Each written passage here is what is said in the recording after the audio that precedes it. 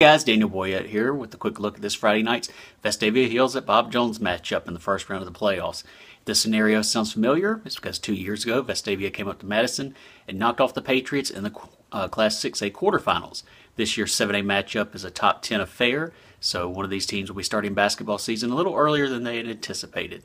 I'll take Bob Jones in a barn burner, 28-27.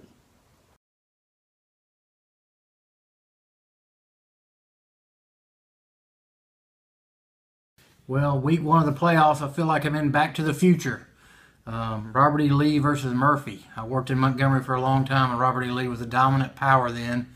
Murphy, obviously a power in 7A now. You know, both these teams have struggled in the playoffs lately, even really to make the playoffs. Murphy hadn't won a playoff game, hadn't played a home playoff game since 2011.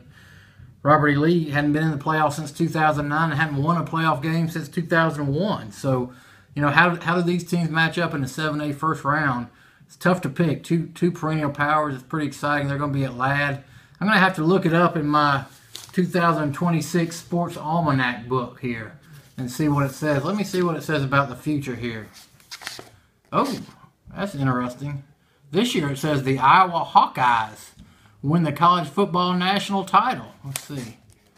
Next year, the Atlanta Braves are in the World Series, and the New Orleans Saints go 0-16. I got to flip back here. Oh, here we go. Here we go. Friday. Murphy defeats Robert E. Lee 35-21 at Ladd to move on into Class 7A playoffs. So there you go.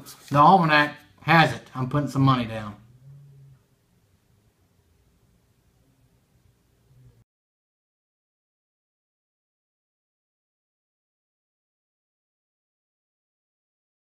This week we're going to look at Claycombville hosting Coleman. And nothing against the Bearcats, but this is probably the toughest matchup for any team in the state. We're talking about a team in Claycombville, the defending 6A champions. They're outscoring opponents 348-85 in the first quarter of games this season. A lot of guys like quarterback Ty Pigram have only played the first half, and he has 101 touchdown passes in 25 games. Just in his last game, the regular season finale against Hewitt Trustville, 7 touchdown passes.